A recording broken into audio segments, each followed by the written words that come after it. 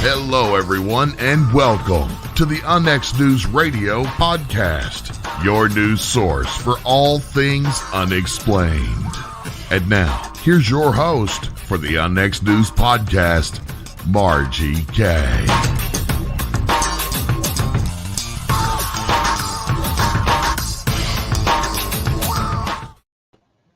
Hello, everyone, and welcome to KUNX Digital Broadcasting Network, otherwise known as the X, and Unnext News. I'm your host, Margie K.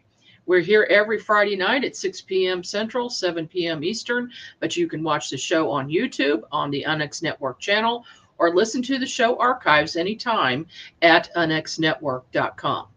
I'd like to remind you to get a copy of my latest book, Winged Aliens, a theory that winged cryptids are aliens and or interdimensional beings. And this is available at Amazon.com or my website, margiek.com. I'd like to remind you to register now for the X Conference on Friday, May 13th and Saturday, May 14th, 2022. This is a virtual conference on Zoom, so you can stay home and attend a great conference with top speakers, including Whitley Strieber, Jimmy Church, Micah Hanks, Ray Hernandez, and many more. We're even hosting a live paranormal investigation with Riverside Iowa Paranormal. The conference theme is Into the Rabbit Hole, and you know what that means. Once you go in, you can't get out. Registration is now open at unnextnetwork.com. My special guest this evening is Michelle Roos. She's a world-renowned psychic and trance medium, ordained minister, demonologist, exorcist. She does channeling. She's a spiritual healer, remote viewer, and the founder of Riverside Iowa Paranormal. She is also going to be hosting an event, which is happening on Friday, May 13th for the XCon, and we're going to talk about that in just a minute. She has spent multiple years in the paranormal field. She has a Doctor of Metaphysics degree, a Doctor of Divinity degree, and a degree in Spiritual Warfare and Paranormal Ministry. Michelle holds the distinction of being the first woman listed on the Worldwide Society of Exorcists and studied at the Universal Church Ministry. As the founder of Riverside Iowa Paranormal, Michelle uses her abilities to assist on paranormal cases, both locally and across the globe. She's been called in to assist on dark cases where the worst types of energy and spirits have been present. Welcome to the program, Michelle. Well, thank you. I am actually very honored to be here. I know we had a little time to chit chat, so now I'm kind of in awe also. So thank you for having me on your show. Well, this is great because I found somebody else who does kind of the same things that I do, and we have some of the same interests. And so let's just get right into it and talk about, how did you get interested in paranormal to start with? Well, it actually started like I guess everybody else's. I was a young child, and a lot of my imaginary friends, as you could say, they used to scare me. They weren't like, the little boys and girls everyone talks about. I would always see them like how they died. So, they were like bloody or missing limbs and things. And I didn't know what to do with that. And trying to speak about it around the family, it was kind of like, no, those are tall tales. You don't want to speak about all that. And I kept trying to suppress it and put it away, thinking they were just nightmares. Maybe, I was going crazy, had no clue. It stopped for a little bit and then it would come back and then it would stop. And finally, I had to make a decision. What am I going to do with this? How am I going to embrace it? Because it's not going away. I have to stop being scared. And then started finding out, there's probably other people out there like me or having these issues. So then that's when I started looking at more of the darker side, because when I say I speak for the spirits, I actually do speak for them. I tell the truths that a lot of other people don't want to hear. They will tell me how they passed and if somebody was involved or why they were upset and why they did it. And just started wrapping around to it. And then that's how I started going into the demonology and looking at the darker side of things, because a lot of the negative energy I was seeing was portraying itself as monsters, demons, whatever anybody called them. And I needed to have an understanding of that. So I was able to cope personally, and then I was able to take it out there and continue from there. Well, when you are dealing with a very negative entity, what do you do beforehand to prepare yourself? I make sure I'm very humble before I go. I never go in with an ego thinking that I'm about to take down, everything. I go in prepared knowing that that could be a lost battle on my side. So I call in, I call in my angels, I call in ancestors, I call in gods and goddesses. I make sure when I walk in, I have an army behind me, and my intentions are very true. Everybody in their life, just like me, even as children, lied, stealed, did all sorts of things. And I know that my convictions are real and I put those out there, but I make sure when I go in there, this is what you're getting. This is who I am. And that's how I start the battle. Mm-hmm. When you're dealing with a difficult case, how do you know that the dark entity has left the place? One, for me, I can see it. But two, I can also feel a shift where I'm working. Especially when it's in a home, because a lot of times when you're working with a lot of negative, when you walk into that home, it's like you can cut it with a knife. So when people make that comment, you can feel the tensions and everything. You can cut it with a knife. It's an actual true statement. Mm-hmm. It's so dark in there that, it could be 12 o'clock outside, sun is shining, but you walk in someone's home, even with all the windows open, and it looks like it's midnight. A lot of it will show itself like, a little girl or a little boy or a grandmother. And you can honestly tell that it's not real. So when I can see all that moved out, then it does. And it is a true statement. Things do light up. Sometimes there is a smell of almost like the roses or flowers or something. It's almost like that smell of love. And that's kind of how I know. These cases are not a one and done.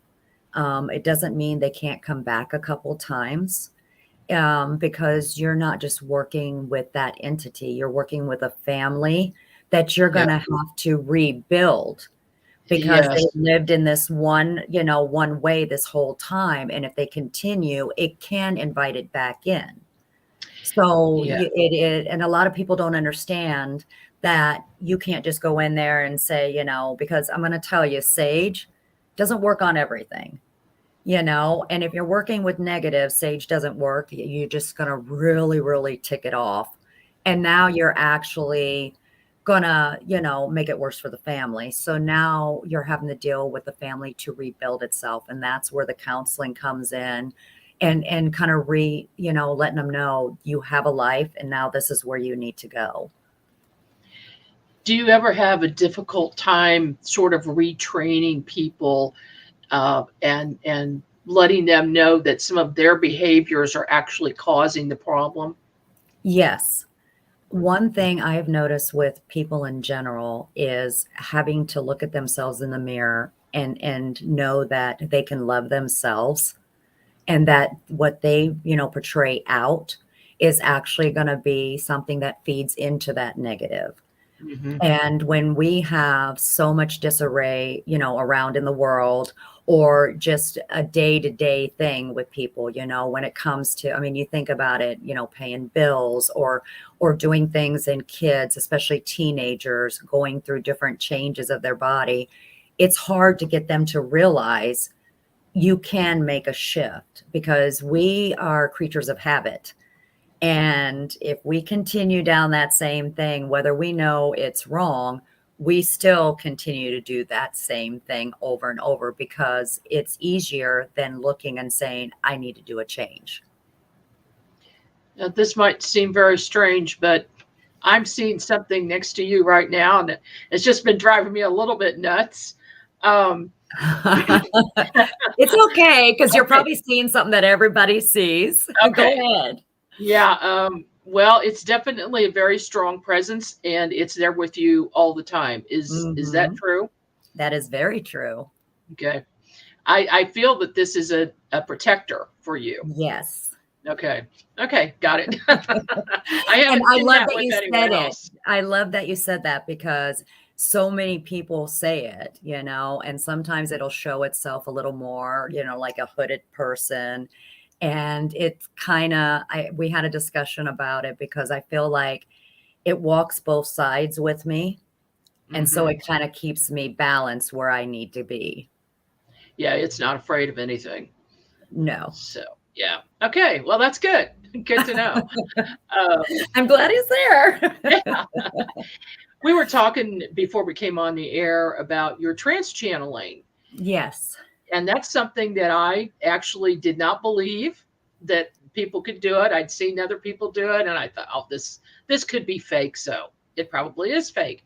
Until one day when an entity walked into me with permission and spoke in an ancient Native American tongue, which was then recorded.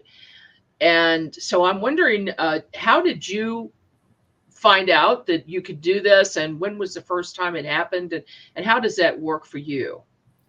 Well, I gotta honestly say, to be honest, I got jumped first.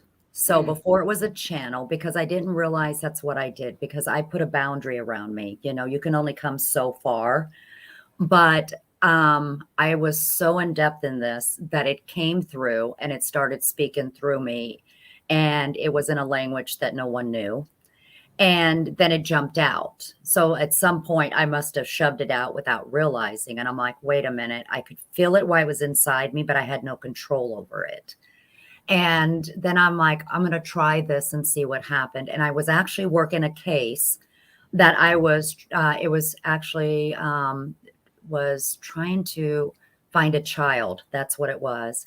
And I was trying to tap into the child, but being an adult, the child wasn't wanting to speak. So I was allowing the child to speak through me. And I said, it's okay to like come to my lap. And that's when that child came into me. And I was able to start talking and getting what needed to be done on recording.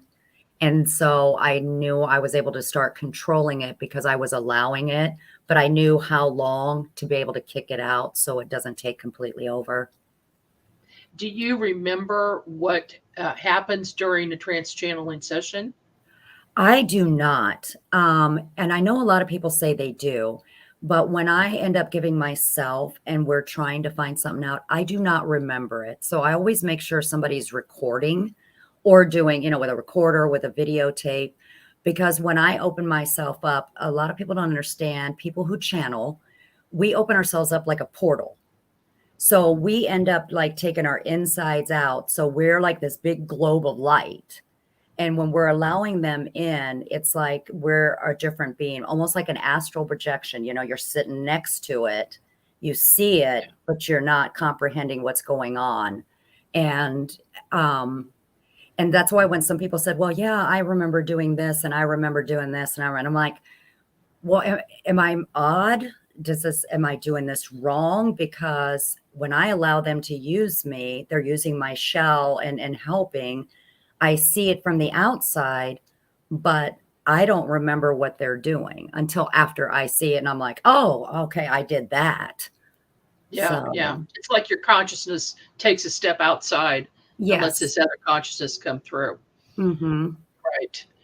And I do have a clip of one Okay. of your sessions, and I'll go ahead and play that, and then you can explain what it Okay. was. Okay, here we go. I'm sorry, that's not it. This is the one. Doing. This is what you asked for. Welcome back. So here we are. This is what you wanted.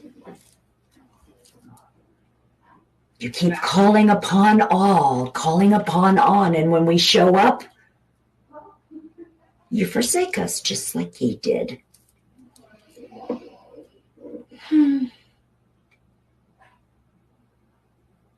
Are you seeing? Okay, what was that all about? So we were part of the world's largest ghost hunt. And myself and Catherine were put in charge of trying to, with the metaphysical group, opening all the portals. And there are a couple portals around that we decided we wanted to sit inside the portal to see what we could do if we channeled. So in other words, just going pretty much inside out. This portal is actually at the Haunted Castle House. It's in Brumley, Missouri. And it's in this little walk-through like closet. And I always seen it swirling. And I'm like, well, that's where I'm going to sit.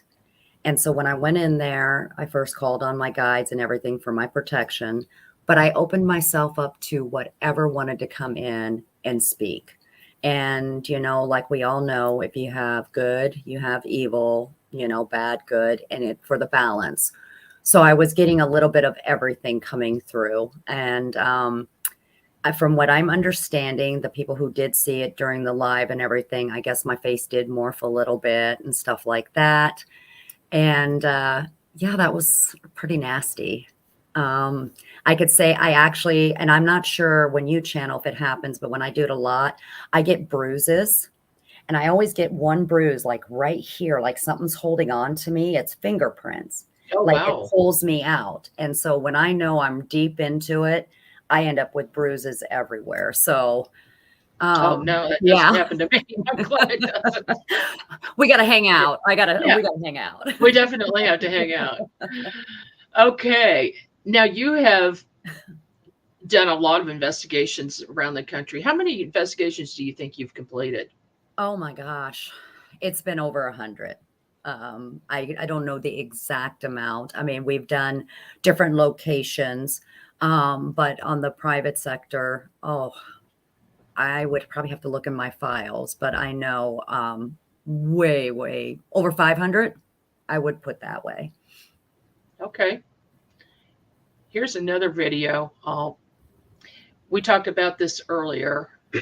And why don't you give us the, just kind of tell everybody where you were at the time. It's the one I showed earlier. Was that in the hallway?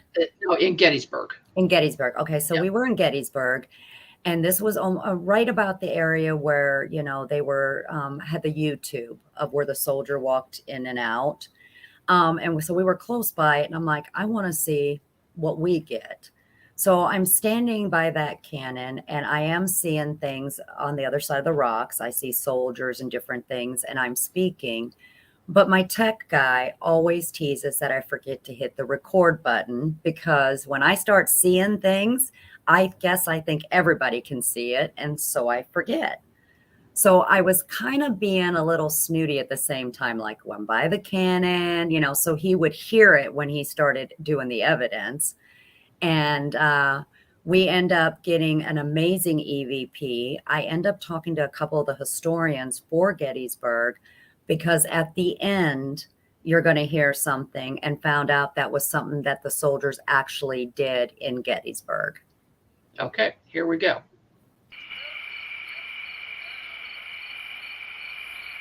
Doing the backside view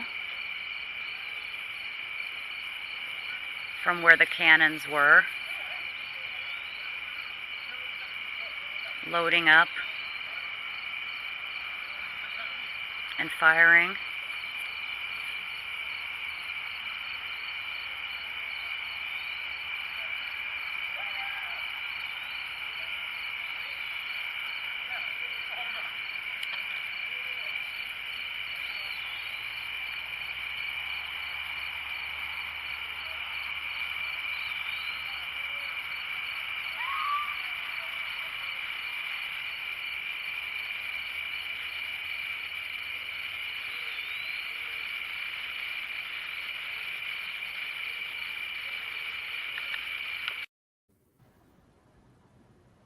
Wow, I heard several calls there. Yes. Is that part of it? Yes. So Wow. what happened was I was talking about the cannons, and if everybody heard it, it said fire.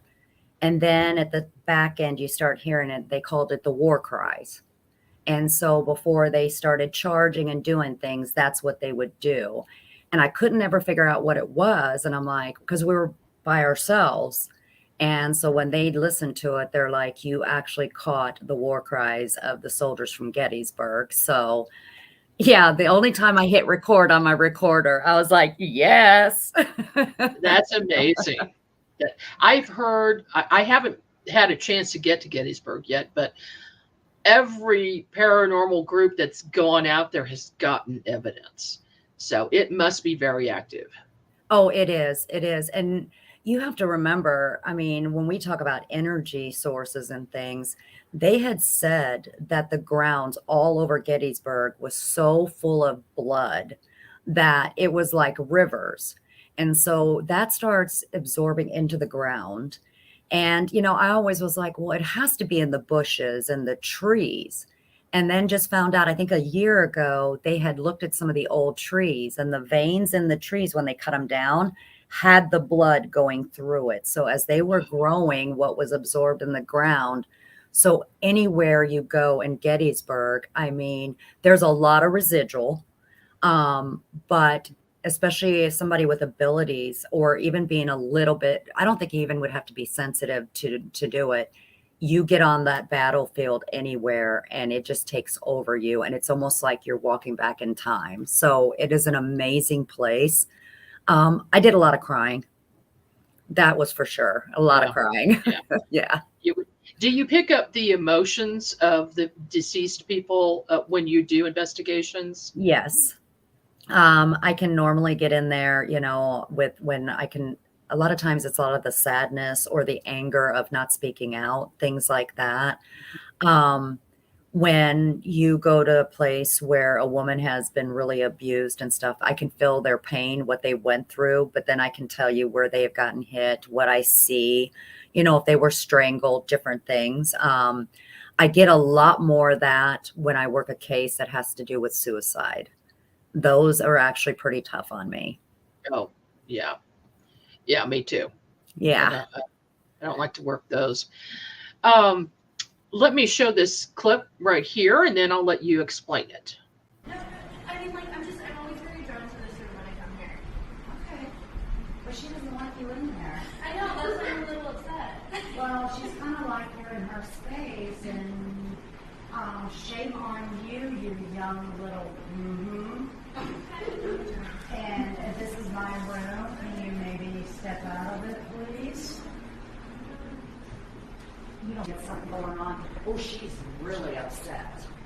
She is very upset. You just respect it. Shame, shame, shame. And she's pointing her finger at you like this.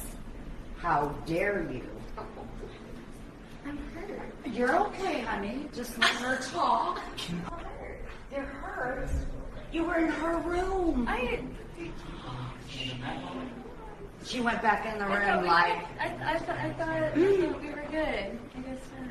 I know. You can come and visit, but don't stay in there too long.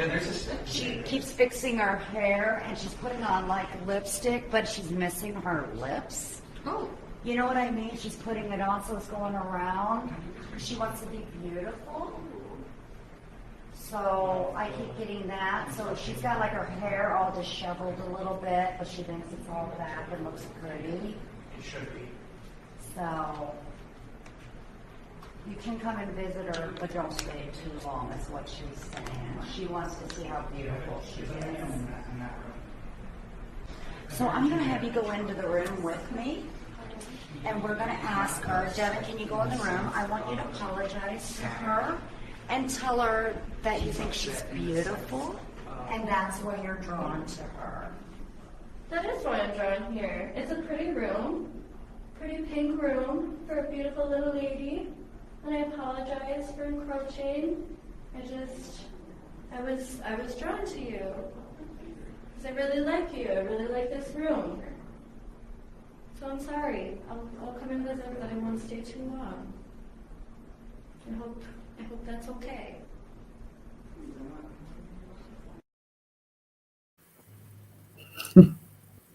So where was that, and what was that about?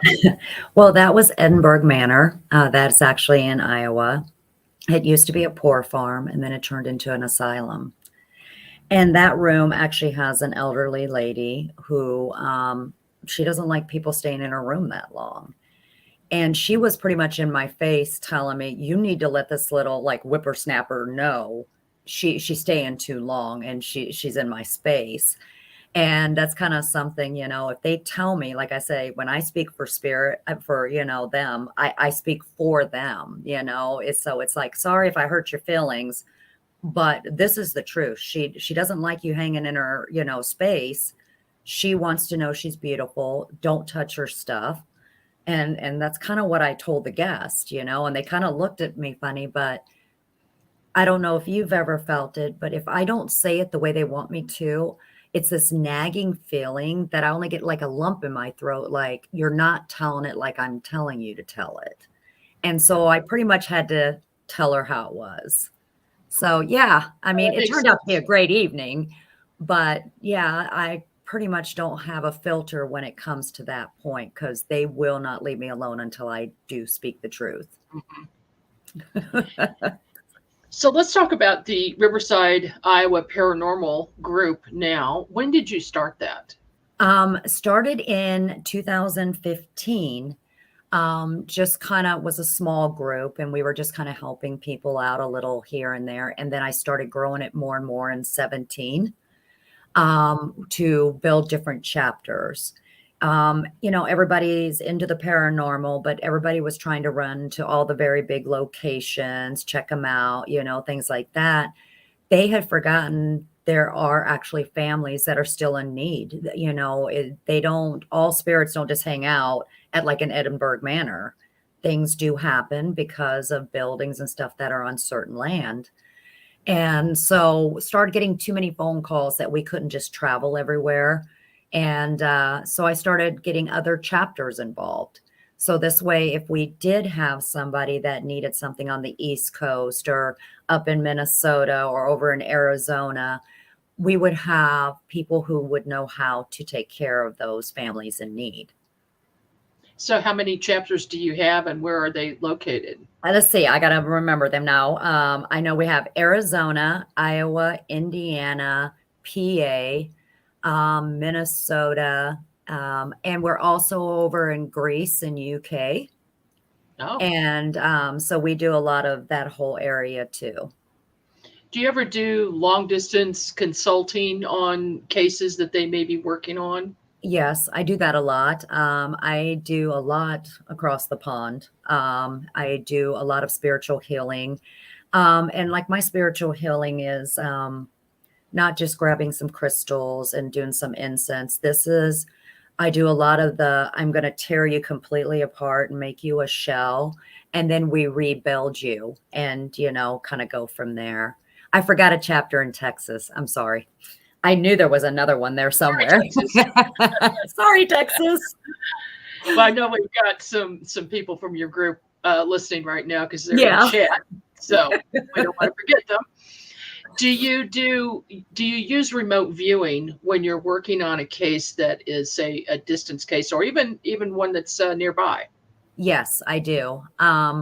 I do a lot, especially when doing stuff like in Scotland and stuff. I do remote viewing that way too, to kind of get the gist, because when somebody's having a lot of issues in their home, when they finally get someone on the phone, it's like everything just gets puked out, and so they're talking so fast and you're trying to put that puzzle together, like where did it start, what happened, and kind of get an idea of what's going on.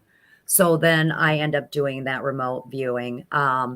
Catherine, who takes care of our Greece and UK, she normally will go in with me. So if she does it more, one of us stands behind. So we like protect each other as we're doing it. I'm not sure if you do remote viewing too, but it's really nice because when I look in, when I'm doing the remote viewing, I can see where I'm at and people get freaked out. I kind of feel like a stalker or an intruder. But I can also tell if somebody's there with me and I can sense who that person is. And so we kind of do that together, especially if it's something very negative. Interesting. I teach remote viewing and nice. I have a group who have taken my classes and now we work together on certain projects. So we will all work together at the same time, and it's so interesting. We don't speak to each other while we're doing a Zoom session, but we write everything down that we see, and then we share it, or we have a drawing or something, and it's amazing how accurate the group is and how many things we see that are exactly the same. And a lot of that has to do with that trust. Because if you trust someone, then you're more open to do that viewing. And that's something when me and her do that, we have the trust to have each other's back. So we do the same. We write it down or we draw it and we speak about it later. Yeah, and it's good to compare things, because then if you want to zone in on you might want to zone in on something that is showing up for both of you. And that, that's usually something important or something, a key feature. Oh, yeah. So that's interesting that you do the same thing. So we are having the XCon, of course, in May. Yes. And your group is going to do an investigation at a specific place. Why don't you tell us what that is and why you chose that place? Well, we are actually going to do it from the Rock Island YMCA. This place is one of those little gems that nobody really knows about. It has all these different layers of things, from getting EVPs to apparitions to what I would call, I guess, I don't know if I'm allowed to say it, happy ending, because it was there for soldiers, during World War II, where they were able to stay free. So they had dances there for them. Then it was a place where people could be, sheltered from out the storm. But then it also has a very dark side. It has a strong link to mob activity. Because we've seen different mobsters and, kept getting something about Al Capone, found out not even 10 blocks from there, Al Capone used to come over. And there was an elderly lady that lived there that she would give him tea and little cakes and stuff like that when he came to do business there in Illinois. It is right by the waterway. So, you cross a big bridge to get over there. We started noticing that people were like tied up down in the basement area, mainly women, getting drifters, things like that. And there was a huge brothel that was also there. So, everybody thinks the YMCA, we're thinking boys clubs, swimming pools, things like that. Yes, they had it. But at the same time, there was so many other layers in this one building that, people don't even realize. And the first floor right now is actually a furniture store. So you can go buy your furniture and get your ghost on all at the same time. How convenient. So how old is that building? So I am excited to do that. We're excited too. And do you know how old the building is? I want to say it's from the 1800s. And I know Candy is on, so she might be able to give you the exact date because she did do some history from behind it. But I want to say it goes back that far.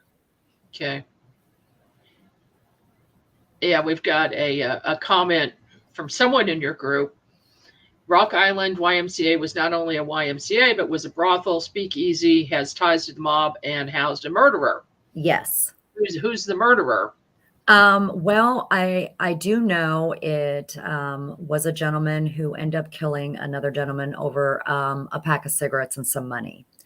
I end up channeling him while I was at the Y because he was trying to, our camera guy kept showing that he had his hands around his neck.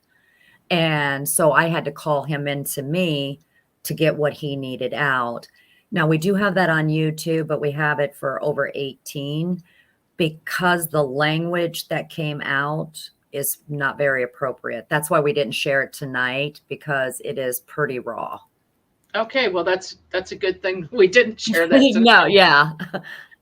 Oh, my goodness. Yes, well, we've got a whole lot of comments in here. I've got one from Joshua Benjamin. He says, so what gender are demons? Are they all in-laws and ex-wives? Demons can be whatever you make them. Demons were never, human. So there is no gender.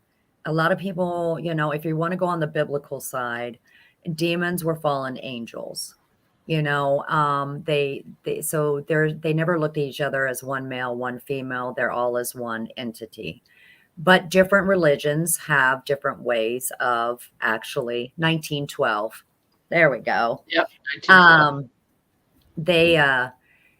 Every religion might have one that's more depicted of a female.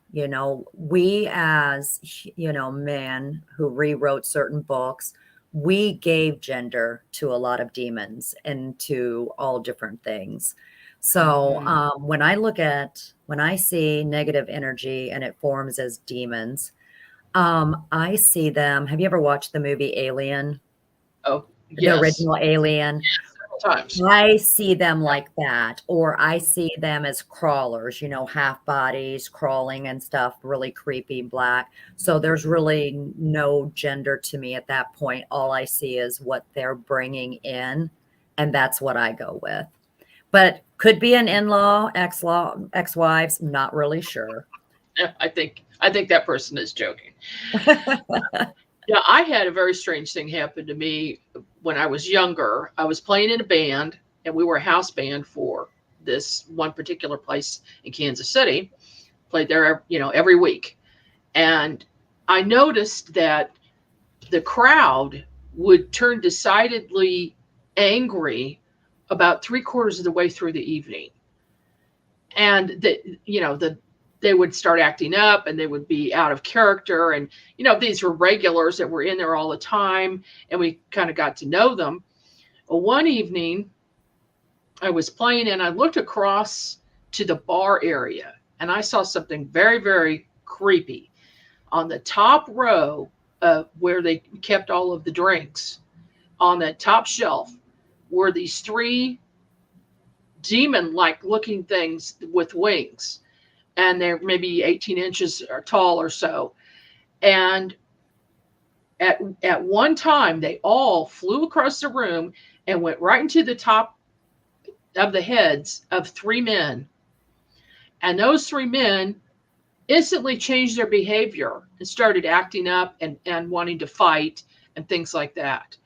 Have you ever seen anything like that? Mm-hmm. And I mean, my theory is it was because of the alcohol that opened up their crown chakras. What do you think?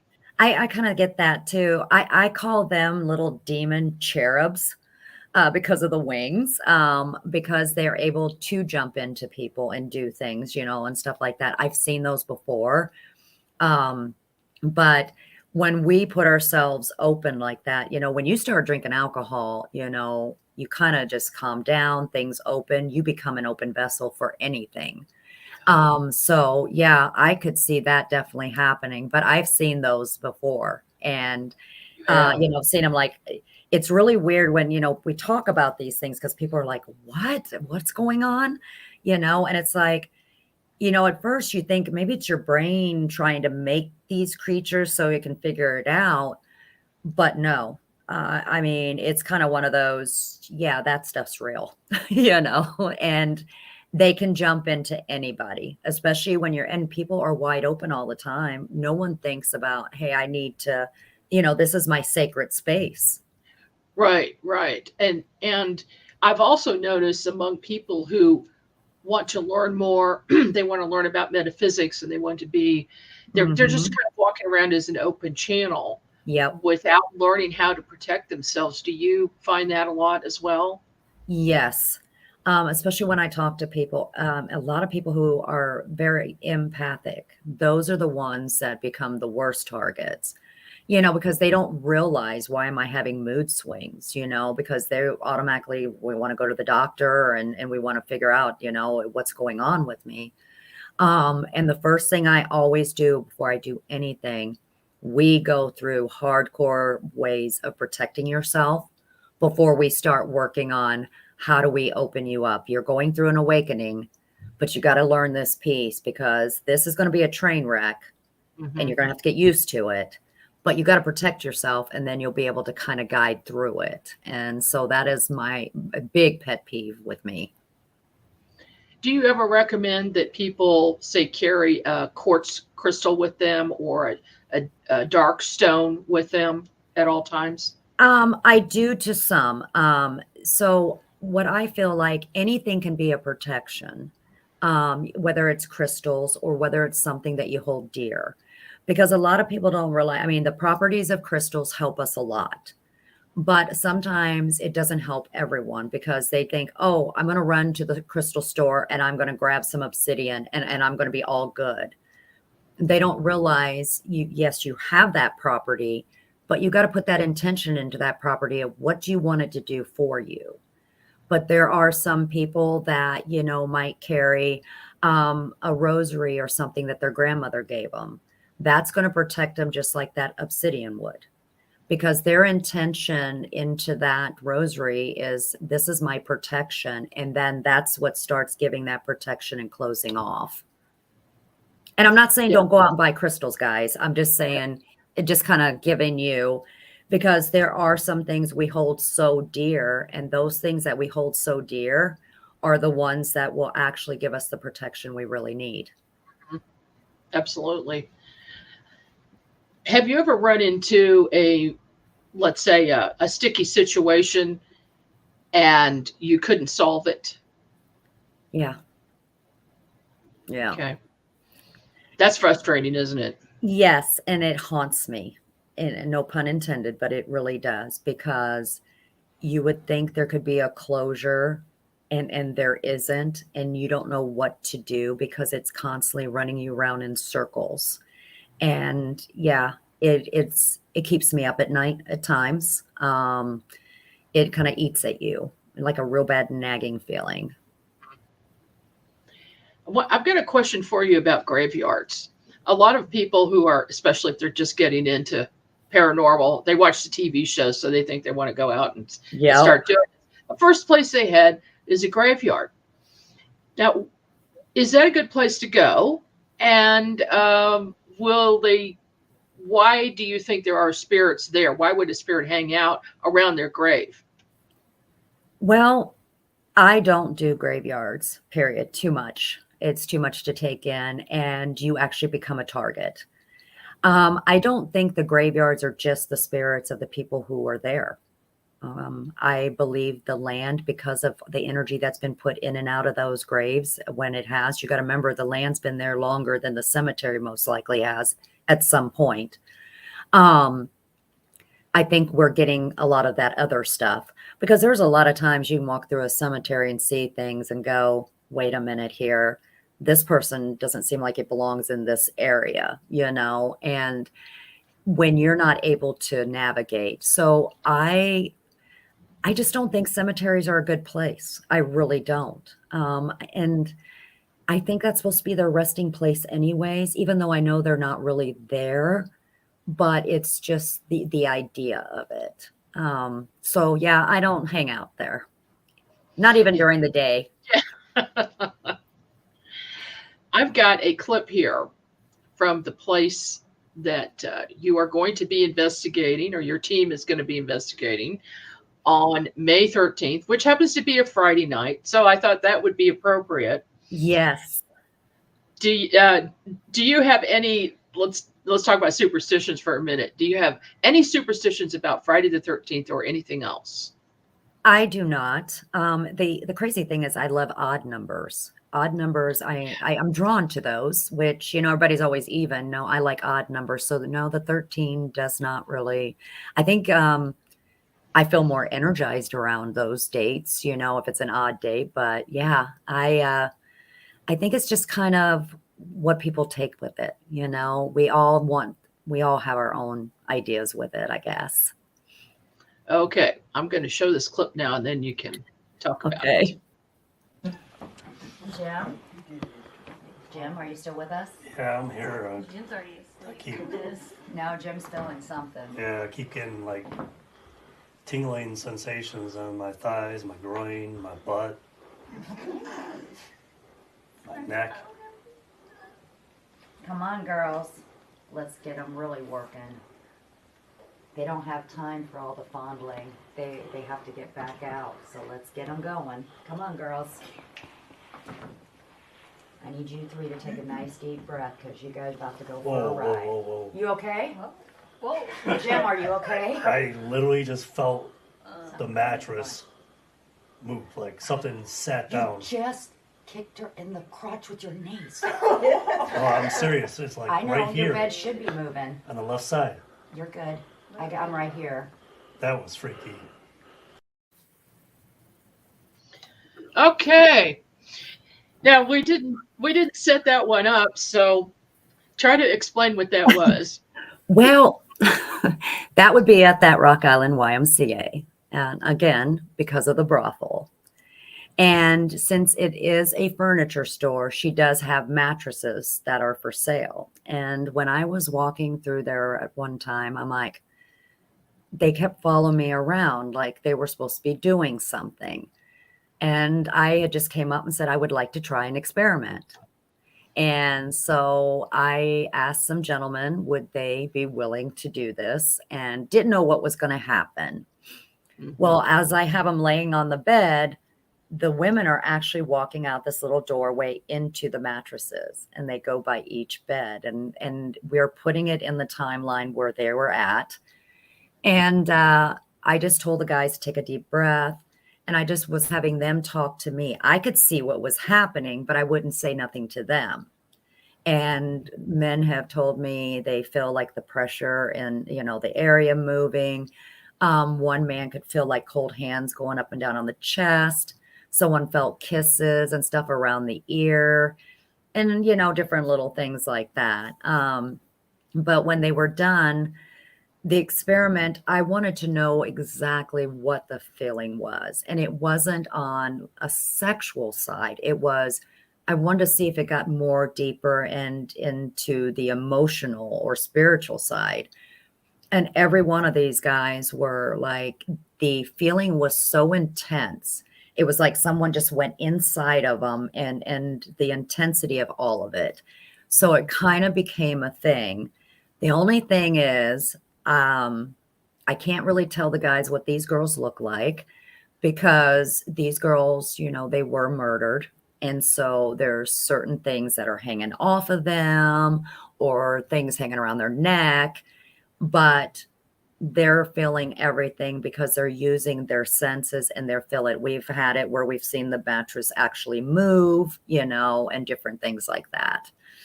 May 13th is going to be interesting. Yes, you guys all need to tune in. We just have to keep it R-rated. No It X-rated. is. No, there won't be X-rated. And that's the thing. They say it's how do you say it? Very erotic, but in more of a sensual, spiritual erotic, not the physical type. And that's what really makes that experiment work. So, the men are not just coming off going, phew, that was a great time. It was, they're coming out shaking like what just happened. So the women who worked in the brothel, were they there of their own accord or were they forced to do that work? They were forced. And how did they kidnap these women or what? Some of them I could tell were pulled off the street and things like that. Some were older, but you could tell that they were manhandled the way they were treated and things like that. But this is something that they do all the time. It's almost like intelligent but residual at the same time. It's very hard to explain because they're waiting. They're wanting them to call them. They want to do this and then they take back off. And so it was kind of like, okay, trying to pass them on does not work. They will not go. That's one of those that you think they're stuck? I don't think they're stuck. I think they're stuck themselves.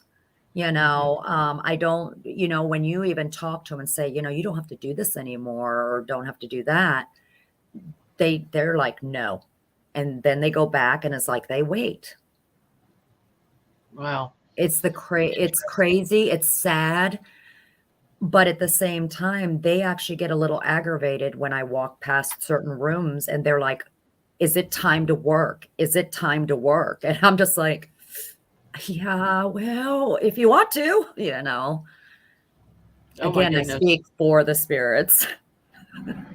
Now, I understand that Al Capone hung out there. Have you seen him, his spirit? No, Okay. I have not seen him. There is actually what I call like the cane guy. And he's on the 4th floor, which we'll be doing stuff up there for it on the May 13th. I believe his last name was Mooney, if I'm correct. Correct me, Candy, if you're watching, if that's not it. He was the one that was actually more in charge there in Illinois. So I think he actually had the connection with Capone, and Capone would come to get what he needed. And then there was actually the female who took control of all the women for the brothels, and the ones down in the basement where she had chained up to the bricks. John Looney. Wow. That's it. Thank you. I always Candy. call him Mooney, but yes, it's Looney. Wow. That there are some places that are extremely active, and then sometimes you find a place that's only periodically active. Why do you think that is? I think it's whatever energy base is holding up that location. We tell a lot of people when we do our events, these spirits, they do not work on command. They don't get a paycheck, so it's kind of like if they want to communicate, they're going to. I think a lot of them still try to communicate. I think they're there, but sometimes I don't think the energy source is strong enough for them to be able to utilize to make that connection. I don't feel that they're just not there because, I can walk into a place and know there's like all sorts of them there, but I can't guarantee, they're going to make a K2 go off or a REM pod go off or give you Right. an EVP because we don't know the strength of what they have to be able to do that. And sometimes it's the location where it's at, and I'm with the weather, certain types of weather will bring that energy source around that ground to bring it, more full force. And the Y sits right by the water. Oh, well, yes. Let's talk about water for a minute because the water movement kind of creates a portal. It is my opinion. What do you think? I believe the same thing. Water is straight energy source. And especially with the movement, that's just like, those balls that you can get when you put your hand on, your hair stands up. That's kind of what a water source, I believe, does too, because of a continuous movement. And so it continuously puts that into the ground and to where the locations are around. So even if someone built a brand new house in that area, they will probably have things coming in and out of their home like Grand Central Station because of that. And people are like, well, I just built this house in 2021. Well, you built it on a ground that's been here longer than 2021. So that might be a good reason for people to think about it when they're thinking about moving near water. You might not want to be right near it. correct. You might want to maybe go fishing there, but be far enough away that you're not getting all of that, the energy of that. Yes. Absolutely. Well, Michelle, unfortunately, we are just about out of time for this evening. So what is your website address again?